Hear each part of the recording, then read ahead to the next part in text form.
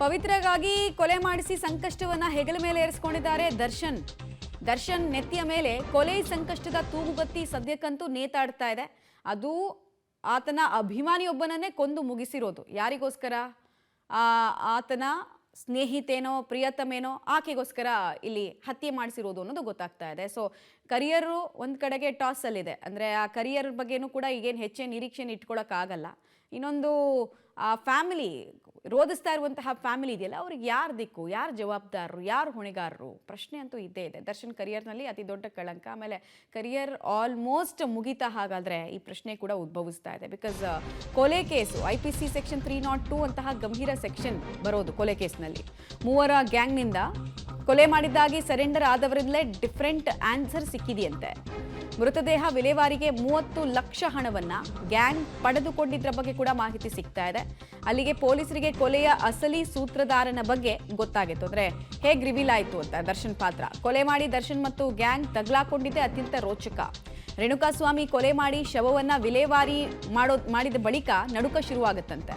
3ರನ್ನ surrender ಆಗುವಂತೆ ದರ್ಶನ್ ಸೂಚನೆಯನ್ನ ಕೊಡ್ತಾರಂತೆ.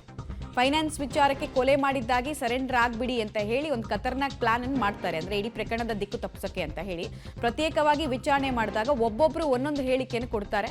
3 ಗ್ಯಾಂಗ್ನಿಂದ ರಾತ್ರಿ ಇಡೀ ದರ್ಶನ್ಗೆ ವಾಟ್ಸಪ್ ಕಾಲ್ ಹೋಗಿರೋದು ಕೂಡ ಗೊತ್ತಾಗಿದೆ. ಕೊಲೆ ಮಾಡಿದ್ದಾಗಿ ಸರೆಂಡರ್ ಆದವರಿಂದ ಡಿಫರೆಂಟ್ ಆನ್ಸರ್ ಮತ್ತೆ ದರ್ಶನ್ ಜೊತೆಗೆ ನೇರ ಸಂಪರ್ಕದಲ್ಲಿ ಕೂಡ ಈ 3 ಜನ ವಾಟ್ಸಪ್ ಮೂಲಕ ಇದ್ದಿದ್ದು ಕೂಡ ಟೆಕ್ನಿಕಲ್ ಎವಿಡೆನ್ಸ್ ಕಲೆ ಹಾಕೋ ಸಂದರ್ಭದಲ್ಲಿ ಪೊಲೀಸರಿಗೆ ಗೊತ್ತಾಗಿದೆ. ಈ ಯಾವಾಗ ಕಾಮಾಕ್ಷಿಪಾಳ್ಯ ಪೊಲೀಸ್ ಸ್ಟೇಷನಲ್ಲಿ ಅನ್ಐಡೆಂಟಿಫೈಡ್ ಬಾಡಿ ಪತ್ತೆ ಆಗುತ್ತೋ ಆ ಠಾಣಾ ವ್ಯಾಪ್ತಿಯಲ್ಲಿ, ಆಗ ಅದನ್ನ FIR ದಾಖಲಿಸ್ಕೊಂಡು ತನಿಖೆಯನ್ನು ಶುರು ಮಾಡ್ತಾರೆ ಪೊಲೀಸರು. ಸೊ ತನಿಖೆಯ ಲೀಡ್ ಏನು ಸಿಗುತ್ತೆ ಅಂತ ಹುಡುಕ್ತಾ ಇರಬೇಕಾದ್ರೆ 3 ಜನ ಬಂದು ಸರೆಂಡರ್ ಆಗ್ತಾರೆ. ನಾವೇ ಕೊಲೆ ಮಾಡಿದ್ದು ಫೈನಾನ್ಸ್ ವಿಚಾರಕ್ಕೆ ಅಂತ ಹೇಳಿ. ಬಟ್ ಪೊಲೀಸರು ತನಿಖೆಯನ್ನು ಮಾಡಬೇಕಾದ್ರೆ ಯೂಶಲಿ ಇಷ್ಟು ಬೇಗ ಅಪ್ರೂವರ್ ಆಗ್ತಾರೆ, ಇಷ್ಟು ಬೇಗ ಬಂದು ಸರೆಂಡರ್ ಆಗಿ ಇಷ್ಟು ಬೇಗ ಪ್ರಶ್ನೆಗಳನ್ನು ಕೇಳೋಕ್ಕೂ ಮುಂಚೆನೇ ಕೊಲೆ ಮಾಡಿದ್ದನ್ನು ಒಪ್ಕೊಳ್ತಾರೆ ಅಂತ ಹೇಳಿದ್ರೆ ಇದು ಇಷ್ಟು ಈಸಿ ಅಲ್ಲ. ಪ್ರಕರಣದ ಆಳಾಗಲ್ಲ ಬೇರೆ ಇರುತ್ತೆ ಅಂತ ಪೊಲೀಸರಿಗೆ ಅನುಮಾನದ ವಾಸನೆ ಬಡಿಯುತ್ತೆ. ಹೀಗಾಗಿ 3 ಜನರನ್ನ ಪ್ರತ್ಯೇಕವಾಗಿ ಪ್ರಶ್ನೆಗಳನ್ನು ಕೇಳ್ತಾರೆ. ಪೊಲೀಸ್ ಭಾಷೆಯಲ್ಲೇ ಪ್ರಶ್ನೆಯನ್ನು ಕೇಳ್ತಾರೆ. ಸ್ವಲ್ಪ ಪೊಲೀಸರು ವರ್ಕೌಟ್ ಎಲ್ಲ ಮಾಡ್ತಾರೆ. ಆಮೇಲೆ ಗೊತ್ತಾಗುತ್ತೆ ಯಾರ್ಯಾರ ಪಾತ್ರ ಏನು, ಪಾತ್ರಧಾರಿ ಯಾರು ಅಂತ ಡೀಟೇಲ್ಸ್ ಕೊಡ್ತಾರೆ ನರಸಿಂಹಮೂರ್ತಿ. ಯಾವುದೇ ಒಂದು ಕೊಲೆ ಪ್ರಕರಣದಲ್ಲಿ ಇನ್ವೆಸ್ಟಿಗೇಷನ್ ಸ್ಟಾರ್ಟ್ ಮಾಡಿ ಲೀಡ್ ಸಿಗೋಕೆ ಮುಂಚೆ ಯಾರಾದರೂ ಬಂದು ಸರೆಂಡರ್ ಆಗಿ ಪ್ರಶ್ನೆಗಳನ್ನು ಕೇಳೋಕೆ ಮುಂಚೆನೇ ನಾವೇ ಕೊಲೆ ಮಾಡಿದ್ದು ಅಂತೆಲ್ಲ ಹೇಳಿದಾಗ ಪೊಲೀಸರಿಗೆ ಅನುಮಾನ ಸಹಜವಾಗಿ ಜಾಸ್ತಿ ಆಗುತ್ತೆ. ಸೊ ಇಲ್ಲೂ ಅಂಥದ್ದೇ ಆಗಿದ್ದ. ಆಮೇಲೆ ಇಡೀ ಪ್ರಕರಣದಲ್ಲಿ ದರ್ಶನ್ ಹೆಸರು ಯಾವ ಹಂತದಲ್ಲಿ ಬಂತು, ಯಾರಿಂದ ಅದು ರಿವೀಲ್ ಆಯಿತು, ಏನೇನು ವಿಚಾರಗಳನ್ನು ಸರೆಂಡರ್ ಆದಂತಹ ಆರೋಪಿಗಳು ಒಪ್ಕೊಂಡ್ರು ಅಂತ. ಮಮತಾ, ಸಾಮಾನ್ಯವಾಗಿ ರೌಡಿಗಳಂತಹ ರೈವಲ್ರಿ ಮರ್ಡರ್ಗಳು ನಡೆದಂತಹ ಸಂದರ್ಭದಲ್ಲಿ ಬಹುತೇಕ ಕಡೆ ಕೆಲವೊಂದಷ್ಟು ಯಾರು ಕೊಲೆಗಾರರು ಇರ್ತಾರೆ ಅವರು ಪೊಲೀಸ್ ಸ್ಟೇಷನ್ಗೆ ಸರೆಂಡರ್ ಆಗ್ತಾರೆ, ಇಲ್ಲ ನಾನೇ ಕೊಲೆ ಮಾಡಿದ್ದು ಅಂತೇಳಿ. ಅದಲ್ಲದೆ ಈ ವೈಯಕ್ತಿಕವಾಗಿ ನಡೆದಂತಹ ವಿಚಾರಗಳು, ಅದು ಗಂಡ ಹೆಂಡತಿ ಕೊಲೆಗಳು, ಈ ಸಂದರ್ಭಗಳಲ್ಲೂ ಕೂಡ ಸಾಮಾನ್ಯವಾಗಿ ಪೊಲೀಸ್ ಠಾಣೆಗೆ ನಾನೇ ಕೊಲೆ ಮಾಡಿದ್ದು ಅಂತೇಳಿ ಹಾಜರಾಗ್ತಾರೆ. ಆದರೆ ಇಲ್ಲಿ ಕೊಲೆಯಾದಂತಹ ವ್ಯಕ್ತಿ ರೌಡಿ ಶೀಟರ್ ಆಗಿರಲಿಲ್ಲ. ಮತ್ತು ಯಾರು ಕೊಲೆ ಮಾಡಿದಂಥವ್ರು ಯಾರಿದ್ರು ಅವ್ರಿಗೂ ಕೂಡ ಈ ಹಿಂದೆ ಯಾವುದೇ ಕ್ರಿಮಿನಲ್ ಬ್ಯಾಕ್ಗ್ರೌಂಡ್ಗಳು ಇರಲಿಲ್ಲ. ಹೀಗಾಗಿ ಏಕಾಏಕಿ ಇವರು ಬಂದು ಪೊಲೀಸ್ ಸ್ಟೇಷನ್ಗೆ ಸರೆಂಡರ್ ಆದಂತಹ ಸಂದರ್ಭದಲ್ಲಿ ಇಲ್ಲ ನಾವೇ ಕೊಲೆ ಮಾಡಿದ್ದು, ಫೈನಾನ್ಸ್ ವಿಚಾರಕ್ಕೆ ಕೊಲೆ ಮಾಡಿದ್ದು ಅನ್ನೋ ನಿಟ್ಟಿನಲ್ಲಿ ಇವ್ರು ಯಾವಾಗ ಹೇಳಿದ್ರು ಆಗ ಪೊಲೀಸರಿಗೆ ಒಂದು ಅನುಮಾನ ಬಂದಿತ್ತು. ಇವ್ರು ಯಾಕೆ ಈಗ ಹೇಳ್ತಿದ್ದಾರೆ ಅಂತೇಳಿ 3ರನ್ನ ಪ್ರತ್ಯೇಕ ಕೊಠಡಿಯಲ್ಲಿಟ್ಟು ಒಬ್ಬೊಬ್ಬರಾಗಿ ವಿಚಾರಣೆಯನ್ನು ಮಾಡಿದಂತಹ ಸಂದರ್ಭದಲ್ಲಿ ಈ ಒಬ್ಬೊಬ್ಬರದು ಒಂದೊಂದು ಹೇಳಿಕೆ ಬಂತು. ಆಗ ಪೊಲೀಸರಿಗೆ ಸಹಜವಾಗಿ ಅನುಮಾನ ಬಂತು.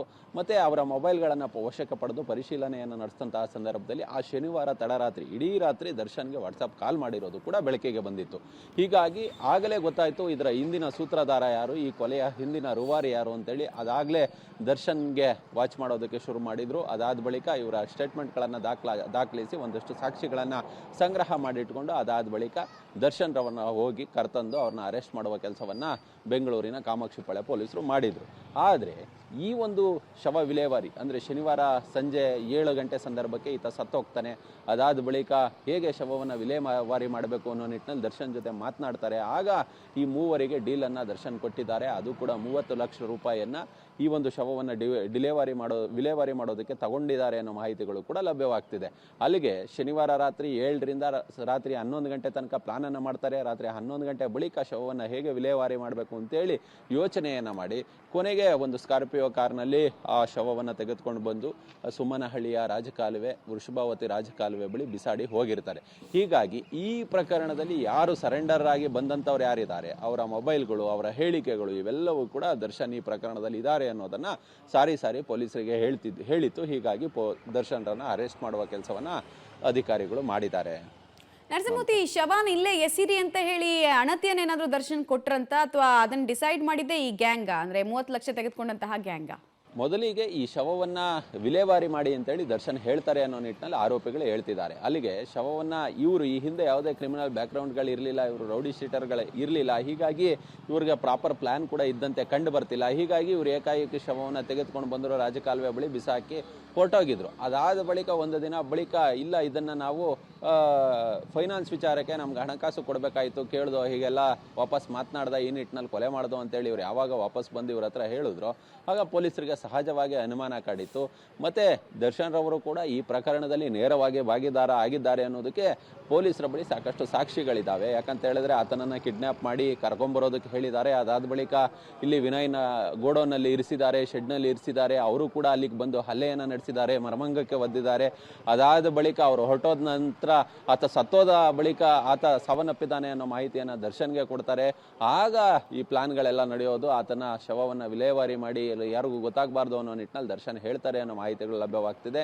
ಹೀಗಾಗಿ ಅವರು ಯಾರಿಗೂ ಗೊತ್ತಾಗಲ್ಲ ಅನ್ನೋ ನಿಟ್ಟಿನಲ್ಲಿ ತಂದು ಈ ರಾಜಕಾಲುವೆ ಬಳಿ ಬಿಸಾಕಿ ಹೋಗಿರ್ತಾರೆ. ಆದರೆ ಪೊಲೀಸರು ಇವರನ್ನ ಪ್ರತ್ಯೇಕವಾಗಿ ವಿಚಾರಣೆಯನ್ನು ನಡೆಸಿದಂತಹ ಸಂದರ್ಭದಲ್ಲಿ ಇವರ ಮೊಬೈಲ್ಗಳೆಲ್ಲ ವಾಟ್ಸಪ್ ಕಾಲ್ಗಳನ್ನು ಚೆಕ್ ಮಾಡಿದಂಥ ಸಂದರ್ಭದಲ್ಲಿ ದರ್ಶನ್ಗೆ ಅನೇಕ ಬಾರಿ ಕಾಲ್ ಮಾಡಿರೋದು ಗೊತ್ತಾಗಿದೆ.